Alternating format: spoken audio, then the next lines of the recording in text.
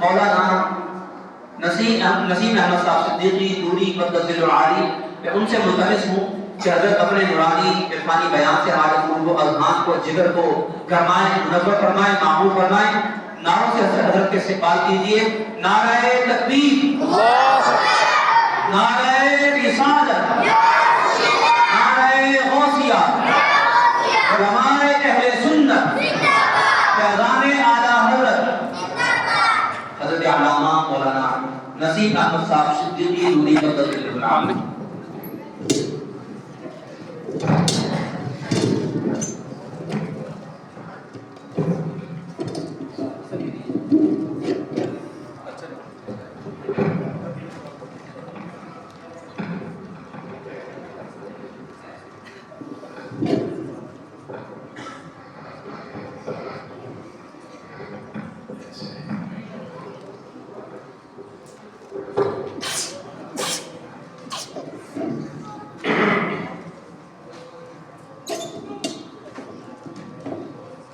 بسم اللہ الرحمن الرحیم۔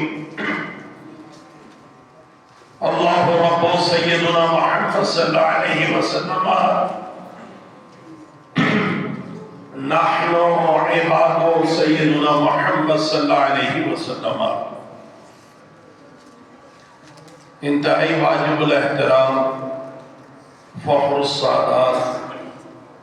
لائق سر تکریمات حضرت قبلہ سید فرحت حسین شاہ صاحب کاظمی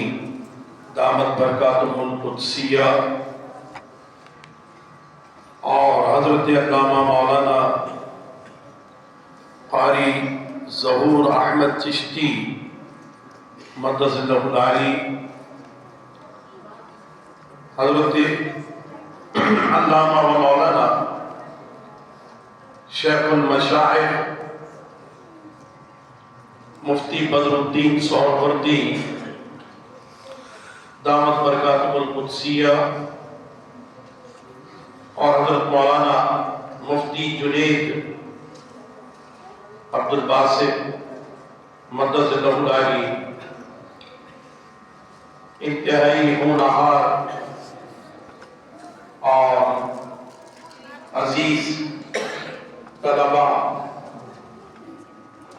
دیگر حضرات مکرم و سامعین محترم، اللہ سبحانہ و تعالی عز و جل کا احسان کریمانہ ہے کہ یہاں اس ادارے میں قال اللہ و قال الرسول کے اعتبار سے درس و تدریس کا سلسلہ قائم ہے۔ یہ زمین بھی گواہ ہے اور اس ادارے کے در و دیوار بھی گواہ ہے کہ یہاں اللہ اور اس کے رسول علیہ السلام کا ذکر ہوتا ہے۔ تو میرا یہاں آنا یہ میرے لیے بھی سعادت کی بات ہے، اور یہاں بزرگان ملت اور علماء امت یہ بھی تشریف لائے ہوئے ہیں، تو ان سب کی زیارت کرنا بھی میرے لیے داخل حسنات و برکات ہونے کا باعث ہے۔ میں بہت ہی مختصراً کچھ کلمات طلباء کے لیے کہ جو یہاں پڑھتے رہے اور حفظ قرآن کی دستار کی خلعت فاخرہ ان کے سر پہ سجائی گئی، اور جو کچھ طلباء نے اپنا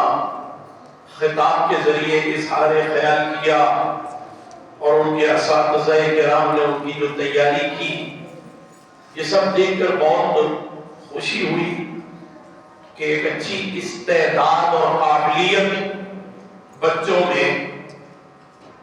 وہ صلاحیت پیدا کرنے کی کوشش کی گئی ہے، اور اس کوشش میں سمجھتا ہوں کہ کامیابی ہے۔ ایسا نہیں ہے کہ کوشش کی گئی اور ناکامی ہو جائے، کامیابی ہے کہ طلباء نے بہت حوصلے کے ساتھ اور بہت ہی بردبار انداز میں سامعین کا سامنا کیا ہے، ورنہ عام طور پر یہ ممکن نہیں ہوگا۔ چند لوگوں کی موجودگی میں اگر کسی کو بولنے کا موقع دیا جائے اور کھڑا کیا جائے تو بڑے بڑے لوگوں کے معاملات بڑے عجیب رہے ہیں۔ اس اعتبار سے ہمارے استاد محترم شیخ الحدیث و تفسیر حضرت علامہ عبد المصطفیٰ الازہری رحمۃ اللہ تعالی علیہ وہ فرماتے تھے کہ جنہیں پہلی مرتبہ قومی اسمبلی میں خطاب کرنے کا موقع دیا گیا تو انہوں نے پہلے تو اسپیکر سے معذرت چاہی، اور اگر لوگوں نے اصرار کیا کہ نہیں آپ اپنا 2 لفظ نپے تلے بول دیں، تو انہوں نے بتایا کہ ہم نے محسوس کیا کہ وہ ڈیسک کے اوپر ہاتھ رکھ کر کے جب کچھ کہہ رہے تھے تو ان کے جسم کی کپاہٹ جو ہے وہ اس ڈیسک کو بھی ہلا رہی تھی۔ تو کسی کا سامنا کرنا اور پھر اپنے خیالات کا اظہار کرنا یہ آسان بات نہیں ہے، لرزہ طاری ہو جاتا ہے۔ اور ماشاءاللہ میں نے دیکھا کہ یہ بچے بڑے حوصلے کے ساتھ اپنے اس صلاحیت کو جو انہوں نے تیاری کی، یاد کیا، اور پھر جس طرح خطاب ہونا چاہیے آیت مقدسہ پڑھ کر پھر اس کے حوالے سے خلاصہ اور تفسیر بیان کرتے ہوئے گفتگو کی، اور پھر اشعار پڑھ کر کے اپنی گفتگو کا اختتام کیا، یہ بڑی اعلیٰ صلاحیت ہوتی ہے، اور اس پر مزید انشاءاللہ تعالی پختگی اور استحکام انہیں حاصل ہو جائے گا انشاءاللہ تعالی۔ اللہ سبحانہ و تعالی عز و جل فرماتا ہے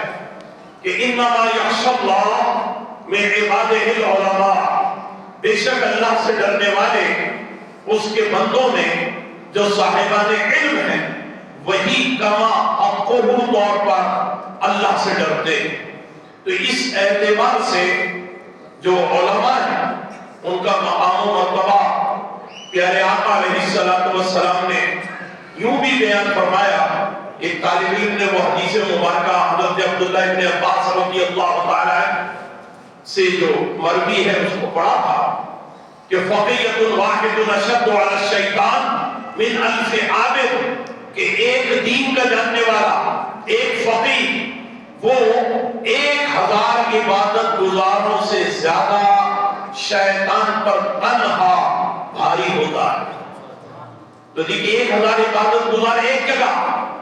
اور ایک عالم جو ہے وہ ایک جگہ، اور اس کی تشریح کرتے ہوئے بعض شارحین نے یہ واقعہ بھی لکھا ہے جو میں عرض کر رہا ہوں تاکہ وضاحت ہو جائے، طلباء کی سمجھ میں بات آ جائے کہ یہ کیوں کہا گیا۔ شیطان نے ایک مرتبہ امتحان لیا علماء کا اور عبادت گزاروں کا، تو وہ ایک تہجد گزار عبادت گزار کے دروازے پر جا کر اس نے دستک دی۔ جب اس نے دستک دی تو وہ نماز میں مصروف تھے، انہوں نے نماز اپنی مختصر کی اور دروازے پہ آ کے دروازہ کھول دیا۔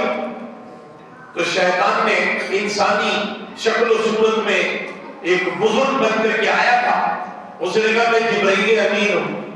اور میں آپ کے پاس آیا ہوں، اللہ تعالیٰ آپ کی عبادت سے بڑا خوش ہے، اور اللہ تعالیٰ فرماتا ہے کہ آپ راتوں کو قیام کرتے ہیں، پیروں پہ برم ہو جاتا ہے، لہذا اللہ تعالیٰ راضی ہو گیا ہے آپ سے، اب آپ رات کو آرام کیا کیجیے۔ تو وہ عبادت گزار نے کہا کہ اللہ تعالیٰ کا بڑا شکر ہے کہ مجھے آرام کا مشورہ دیا گیا ہے۔ تو انہوں نے اس کا شکریہ ادا کیا جسے وہ جبرائیل سمجھ رہے تھے، اور جا کر کے بستر پہ سو گئے۔ پھر یہی شیطان ایک عالم دین کے دروازے پہ گیا، کافی دیر دروازہ کھٹکھٹایا، عالم دین سو رہے تھے، ظاہر ان کی دن کی مصروفیات انہیں احادیث پڑھانی ہے تو وہ سو رہے تھے۔ بڑی دیر کے بعد دروازہ کھلا اور وہ بھی بڑبڑاتے ہوئے آئے دروازے پر کہ کون نالائق ہے جو اس وقت آرام بھی نہیں کرنے دیتا۔ جب دروازہ کھولا تو دیکھا کہ ایک آدمی کھڑا، تو اس آدمی نے کہا کہ میں جبرائیل امین ہوں، اللہ تعالیٰ کی طرف سے آپ کے پاس کوئی پیغام لے کر عالم دین نے ایک سناٹے دار تھپڑ مار دیا اس کے چہرے پر، لیکن بکواس کرتا ہے خبیث، میں سمجھ گیا تو شیطان ہے، اور لا حول ولا قوت الا باللہ العلی العظیم پڑھا اور وہ شیطان وہاں سے بھاگ گیا۔ اب آپ دیکھیے کہ دین کے جاننے والے نے دین کے صدقے اور وسیلے سے، اپنی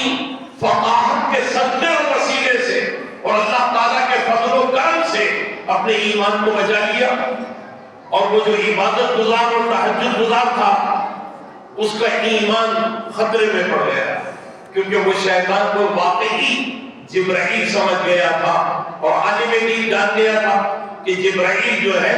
وہ کیوں آئے گا میرے پاس، جبرائیل تو اللہ کے رسولوں کے پاس آتا ہے اور رسالت کا سلسلہ ختم ہو گیا ہے۔ تاجدار ختم نبوت صلی اللہ تعالیٰ علیہ وآلہ وصحبہ بارک وسلم کے بعد اب کون ہے کہ جو نبی بن سکے یا خود کذاب ہو کر کے اپنی دروغ گوئی کا اعلان کرے؟ تو عالم دین پر اللہ کا یہ فضل ہوتا ہے کہ اللہ تعالیٰ اسے وہ علم دیتا ہے کہ جس کی وجہ سے وہ اپنے اساتذہ، اپنے مشائخ، اپنے علم کے صدقے اپنے ایمان کو محفوظ رکھتا ہے۔ تو یہ حدیث مبارکہ اس واقعے کے ساتھ سمجھ میں اچھی طریقے سے آ گئی ہوگی، اور اسی لیے قرآن مجید میں بھی جگہ جگہ صاحبان علم کی فضیلت کو بیان کیا گیا، اور پیارے آقا علیہ السلام نے فرمایا کہ سمندر میں اور دریا میں موجود مچھلیاں بھی عالم کی یعنی دائمی اور درازی زندگی کے لیے دعا کرتی ہیں کہ ان کی عمر کو اللہ تعالیٰ بڑھا دے اور طویل کر دے۔ میں اس حوالے سے بھی ایک بات عرض کروں کہ جب میں ماریشس گیا تھا قائد اہل سنت علامہ شاہ احمد دورانی صاحب رحمۃ اللہ تعالیٰ علیہ کے ساتھ، تو وہاں کے لوگوں نے مجھے بتایا سینٹ لوئس ان کا جو ہے دارالحکومت ہے، تو وہاں سمندر کے نزدیک ہے، تو کچھ لوگوں نے جو کہ مبلغ اعظم شاہ عبدالعلیم صدیقی میرٹھی رحمۃ اللہ تعالیٰ علیہ کی زیارت کی ہے، تو ان بزرگوں نے بتایا، اور ان کے پاس ایک تصویر بھی محفوظ تھی کہ جب صبح فجر کی نماز کے بعد حضرت قبلہ مبلغ اعظم یہاں تشریف لاتے تھے چہری قدمی کے لیے سمندر کے کنارے، تو سمندر کا پانی جو ہے وہ جہاں ہوتا تھا وہیں ہوتا تھا، اور وہ کنارے کنارے چلتے تھے، تو سمندر کے پانی کی موجیں جو ہیں ساحل پر آتی ہیں، موجوں کے اندر ایک ہلکا پھلکا تلاطم ہوتا ہے، تو جب وہ موجیں آتی تھی تو مچھلیاں اچھل کر کے ساحل پر آتی تھی اور مبلغ اعظم کے قدموں میں آ کر کے بوسے لیا کرتی تھی۔ اس سے پتہ چلا کہ واقعی مچھلیاں صاحبان علم کے لیے دعا کیا کرتی ہیں۔ تو اللہ سبحانہ و تعالیٰ عز و جل نے آپ سب کو یہ موقع دیا کہ آپ کا یہ مادر علمی، یہ ادارہ جامعہ نور المدینہ ماشاءاللہ کہ آپ یہاں علم حاصل کر رہے ہیں اور علم کی تحصیل کر رہے ہیں اور اس میں مصروف عمل ہے۔ ہمارے فقہ کے استاد محترم اور ہمارے قائد اور تمام علماء احناف کے سالار اعظم حضرت امام اعظم ابو حنیفہ رضی اللہ تعالی عنہ، ان کے عنوان سے اس آج کے عظیم الشان اجلاس جلسہ تقسیم اسناد کو معلوم کیا گیا ہے، اور بہت خوشی کی بات ہے کیونکہ سراج الائمہ امام الائمہ حضرت امام اعظم ابو حنیفہ رضی اللہ تعالی عنہ آپ کا بڑا بلند مقام اور بلند مرتبہ ہے۔ پیارے آقا علیہ السلام کی بہت سی احادیث مبارکہ ایسی ہیں کہ جس میں آپ نے آنے والے زمانے کے بارے میں کچھ ارشاد فرمایا، کبھی گروہ کے بارے میں ارشاد فرمایا، کبھی کسی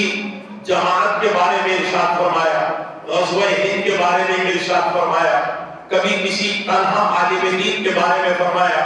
کبھی کسی تنہا ولی کامل کے بارے میں فرمایا، کبھی کسی خاندان کے بارے میں فرمایا۔ حضور علیہ السلام نے اسی طرح جب ایک آخری زمانے میں بیان فرمایا کہ میری شکل میں میرے نام اور میرے لقب اور میری کنیت کے ساتھ جو دنیا میں آئے گا قیامت سے پہلے، تو اس میں حضرت امام مہدی رضی اللہ تعالیٰ ان کا ذکر ہے۔ مدینے کے ایک عالم کا تذکرہ فرمایا جس سے مراد حضرت امام محمد شیبانی اور حضرت امام محمد بن ادریس الشافعی رحمت اللہ تعالیٰ علیہ شارحین نے مراد لیے ہیں۔ اور ایک اپنے پردہ فرمانے کے 500 برس کے بعد ولی کامل کا ذکر کیا ہے، تو اس سے سرکار غوث اعظم الشیخ محی الدین عبد القادر جیلانی رضی اللہ تعالیٰ عنہ مراد ہے۔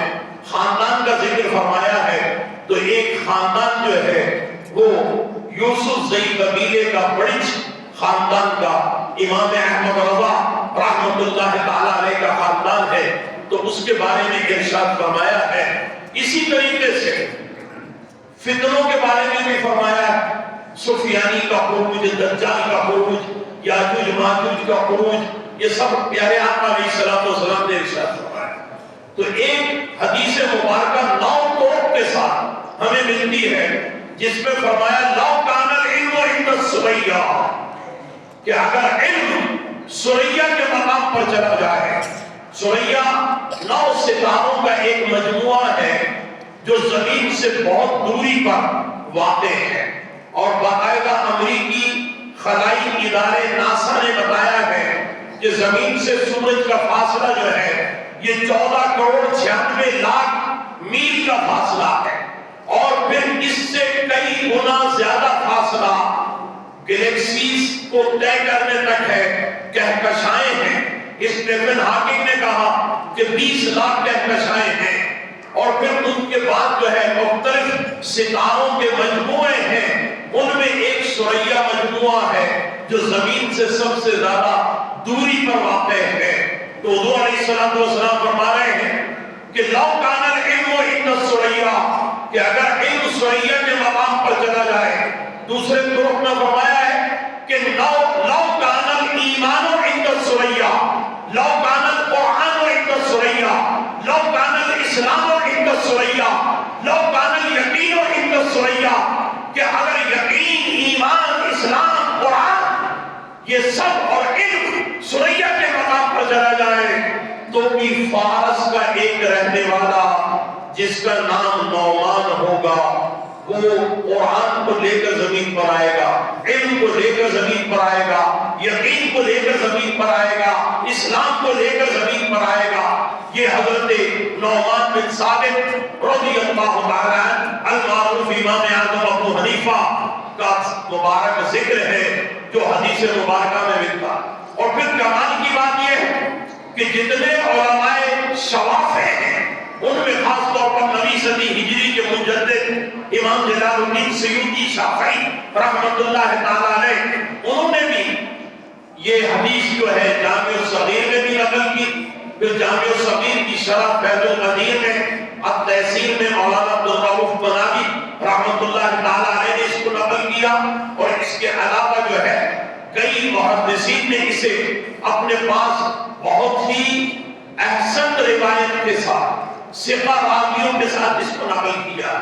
جس میں امام اعظم ابو حنیفہ رحمت اللہ تعالیٰ علیہ کی فضیلت اور بعض میں باقاعدہ آپ کا نام نامی اس میں گرامی بیان ہوا۔ حضرت امام اعظم ابو حنیفہ علیہ الرحمہ کے جو دادا تھے ان کا نام تھا مرزبان، اور وہ حضرت مولا علی مشکل کشا رضی اللہ تعالیٰ عنہ کے دست مبارک پر ایمان لائے، اور حضرت علی رضی اللہ تعالیٰ عنہ انہوں نے ان کو ایک اپنے فوجی دستے کا سالار بنایا، اور ان کے بیٹے ثابت کے لیے دعا کی، اور یہ بتایا پیشانی پر ہاتھ رکھ کر کے اس کا ایک بہت ہی ہونہار بیٹا ہوگا۔ گویا حضرت نعمان بن ثابت رضی اللہ تعالیٰ عنہ ان کے بارے میں پیش گوئی کی، اور پھر جب یہ حضرت امام اعظم ابو حنیفہ کی ولادت ہوئی ہے تو ان کا نام دادا کے نام پر جو ان کا اسلامی نام نعمان حضرت علی نے رکھا تھا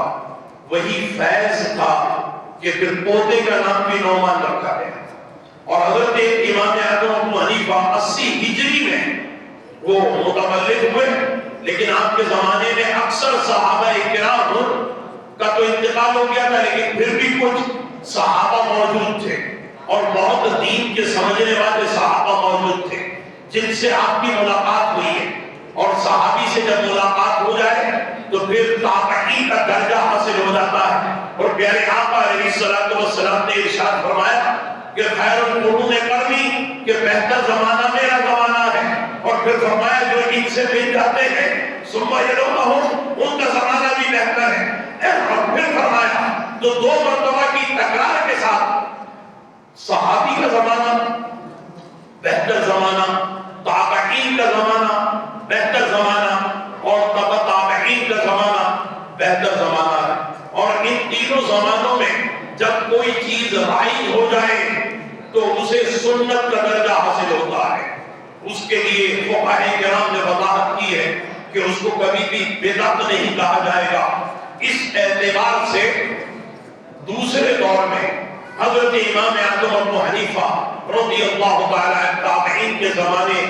میں رہے اور خود بھی تابعیت کا شرف حاصل کیا. اللہ تبارک و تعالیٰ نے ذہانت، فطانت، بصیرت، فراست بہت اعلیٰ درجے کی عطا فرمائی تھی. اپنے استاد محترم حضرت امام حماد رحمۃ اللہ تعالیٰ علیہ کے ساتھ سفر پر کہیں جا رہے تھے تو اثناء سفر نماز عصر کا وقت ہو گیا. تو استاد محترم نے کہا کہ پانی دیکھو. طلبہ نے پانی ڈھونڈا، نہیں ملا تو فتویٰ دیا کہ وضو کے لیے پانی دستیاب نہیں ہے، لہذا تیمم کر کے نماز عصر ادا کر لی جائے. امام اعظم ابھی بالکل ابتدائی درجے کے شاگردوں میں تھے. کہنے لگے کہ ابھی عصر کا وقت جا نہیں رہا، یعنی عصر کی نماز ابھی فوت ہونے والی تو نہیں ہے، یہ خطرہ ہے نہیں، لہذا پانی ڈھونڈا جائے. جب پانی ڈھونڈتے ڈھونڈتے نماز عصر کے فوت ہو جانے کا خطرہ پیدا ہو جائے تو پھر تیمم کیا جائے. کیا خیال ہے استاد محترم آپ کا؟ تو امام حماد کو اپنی غلطی کا احساس ہوا اور کہنے لگے کہ تم نے صحیح کہا ہے. اور پھر اس کے بعد کچھ دور آگے گئے تو پانی مل گیا، اور جب پانی مل گیا تو وضو کر کے نماز عصر ادا کی گئی، جبکہ استاد یہ فتویٰ دے چکے تھے کہ تیمم کر کے نماز ادا کی جائے. یہ آپ کی ذہانت و فطانت ہے. اور اس اعتبار سے کہ آپ جو مسائل کا استنباط قرآن اور احادیث مبارکہ سے کیا کرتے تھے تو آپ نے ہزاروں مسائل کا استنباط کیا، مگر اس کے لیے اپنے شاگردوں کو بڑا درجہ دیتے تھے. ان سے کہتے تھے غور و فکر کرو اس پر، اور حدیث مبارکہ پڑھتے تھے. مسند امام اعظم، موطا امام محمد آپ کی درس میں بیان کی جانے والی احادیث مبارکہ ہے. تو آپ نے ان کو سب کو قلم بند کرنے کے لیے کہا کہ یہ حدیثیں ہیں، ان کو قلم بند کرو. لیکن اب اس حدیث سے جو میں مسئلہ بیان کر رہا ہوں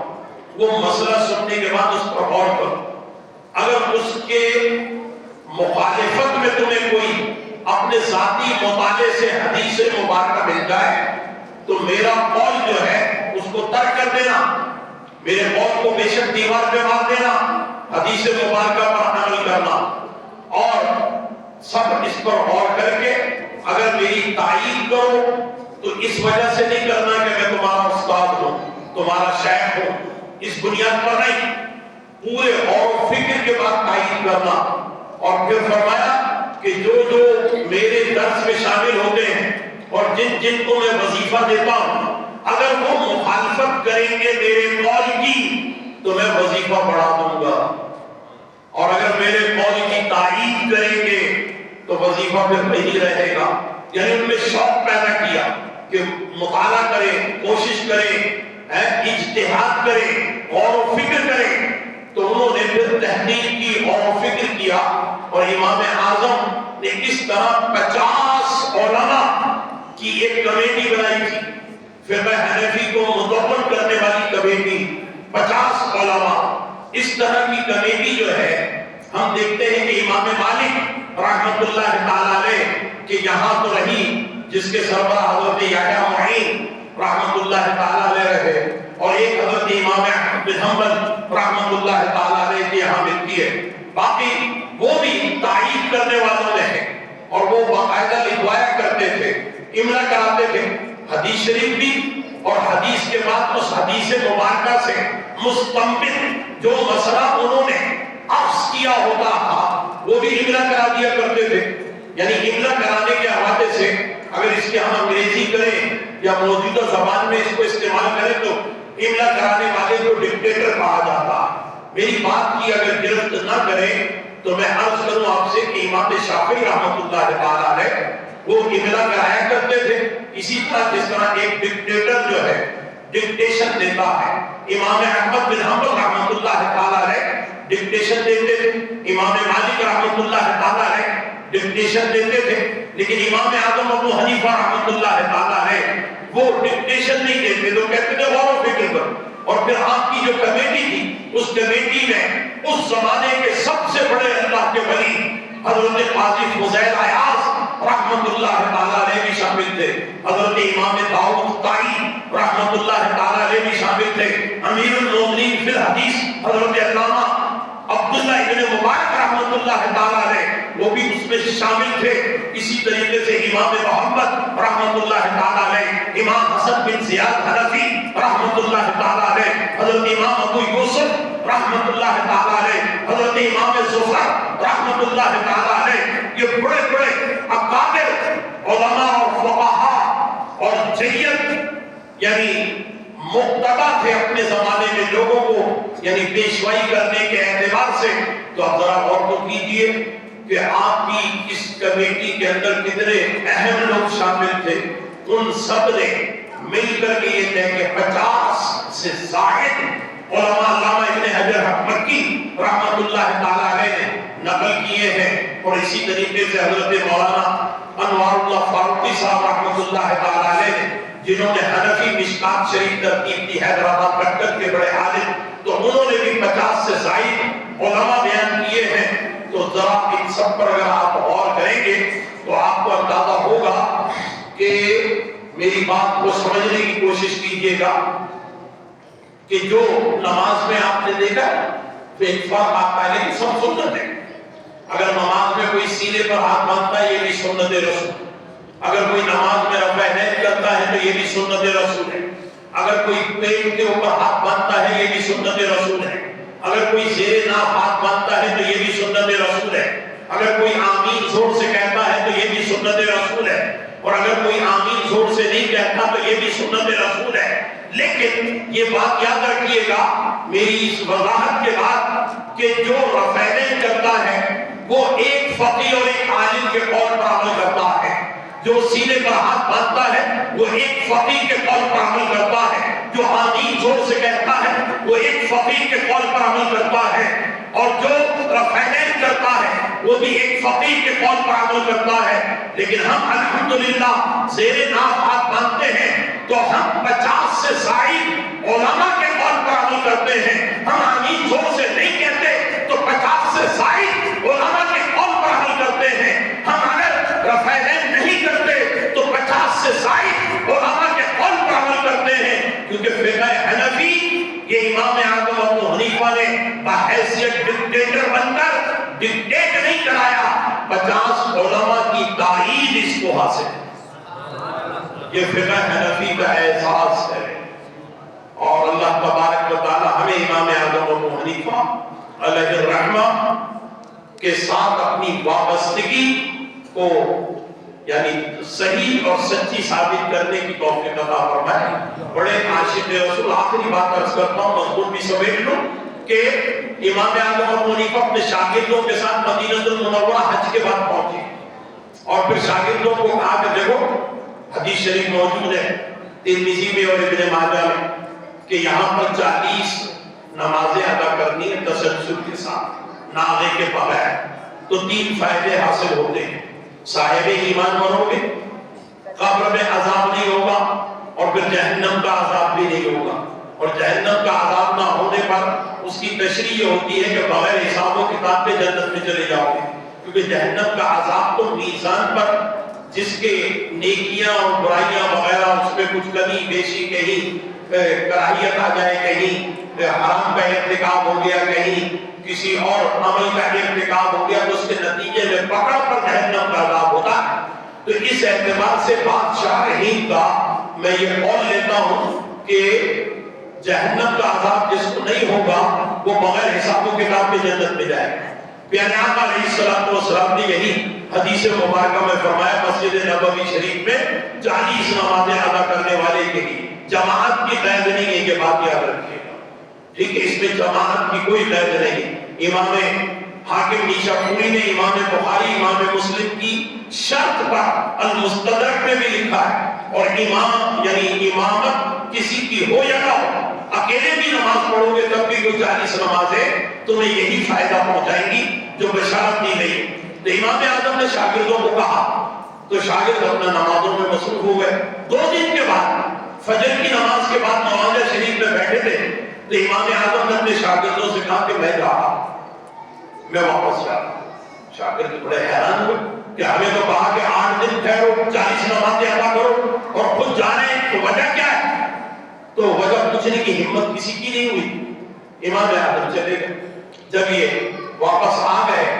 تو امام اعظم کا قیام کبھی کوفہ کبھی بغداد ہوا کرتا تھا، تو شاگردوں نے آ کر کے کوفہ میں پوچھا کہ حضرت آپ نے ہمیں 8 دن روکا اور خود آپ جلدی آ گئے، تو اس کی وجہ کیا ہے؟ رونے لگے، بہت روئے، ان کی داڑھی مبارکہ جو ہے آنسوؤں سے تر ہو گئی، اور پھر کہنے لگے کہ دیکھو بات یہ ہے کہ مدینہ المنورہ یہ بھی میرے لیے حرم ہے اور مکہ المکرمہ کے حرم ہے، لیکن حرم مدینہ کا ادب یہ تھا کہ میں نے جو وضو حدود مدینہ کے باہر کیا تھا، میں اسی وضو کے ساتھ داخل ہوا۔ 2 دن تک بشری تقاضے مجھ پر غالب نہ آئے، میں نے نیند نہیں کی، میں نے رفع حاجت نہیں کی، جس وضو سے داخل ہوا تھا اسی وضو کے ساتھ رہا، لیکن جب بشری تقاضے مجھ پر غالب آنے لگے اور مجھے خطرہ پیدا ہو گیا کہ شاید یہ میرا وضو اب باقی نہیں رہے گا، تو مجھے یہ بہت برا لگا کہ میرا وضو حدود مدینہ میں ٹوٹ جائے۔ میں باوضو آیا تھا، باوضو چلا جاؤں، یہ زیادہ بہتر ہے۔ لہذا اے میرے طلبہ، میں نے تم سب کو یہ کہا تھا کہ وہاں ٹھہرنا، اور عزیزان گرامی تم وہاں ٹھہر گئے، کہ تم نے بہت اچھا کیا۔ میں جس وضو سے داخل ہوا تھا 2 دن کے بعد بشری تقاضے کی وجہ سے اسی وضو سے میں باہر آ گیا، میرا ایک لمحے کا قیام بھی مدینہ المنورہ میں بغیر وضو کے نہیں رہا۔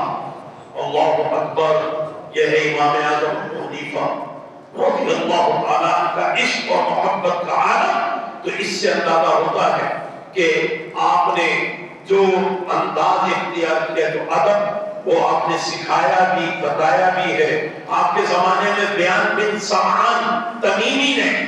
دعویٰ کوئی کرتے ہوئے نبوت کا دعویٰ کیا، تو ایک شخص نے کہا کہ قریب بیٹھا تھا کہ امام صاحب اجازت ہو تو میں جاؤں، جا کر کے اس سے کوئی اللہ کی نشانی مانگ لوں۔ امام اعظم نے فتویٰ دیا کہ تو ایمان سے نکل گیا، پہلے تو توبہ کر، تجدید ایمان کر، اور پھر اس کے بعد میں تجھے بتاؤں کہ تو نے یہ کیا خطا کی ہے۔ کیا تیرا ایمان قرآن مجید کی سورہ احزاب کی اس آیت مقدسہ پر نہیں ہے؟ وَلَٰكِن رَسُولُ اللَّهِ وَخَاتَمُ النَّبِيِّينَ، تم نے کیسے کہا میں جا کر کے نشانی مانگوں؟ اس کا مطلب ہے تیرے دل میں شک پیدا ہو گیا تھا۔ جب اللہ کے رسول کے بعد کوئی نبی ہے ہی نہیں تو نشانی مانگنے کا تو سوال ہی پیدا نہیں ہوتا، اور اگر نشانی مانگنے کا خیال دل میں آیا ہے تو عقیدہ ختم نبوت تیرا کمزور ہے۔ یہ امام اعظم ابو حنیفہ رحمۃ اللہ تعالی علیہ نے ہم کو درس دیا ہے، سبق دیا ہے، ایمان پر استقامت کے ساتھ ڈٹے رہنے کا۔ اللہ تبارک و تعالی ہمارے اور آپ کے سب کے ایمان کو سلامت بکرامت تا قیام قیامت رکھے، اور ہم سب کا خاتمہ ایمان پر ہو، اور اللہ تعالیٰ ایمان کی حالت میں ہی دنیا سے جانا ہمیں مقدر کر دے۔ آمین یا رب العالمین۔ وآخر دعوانا الحمدللہ رب العالمین۔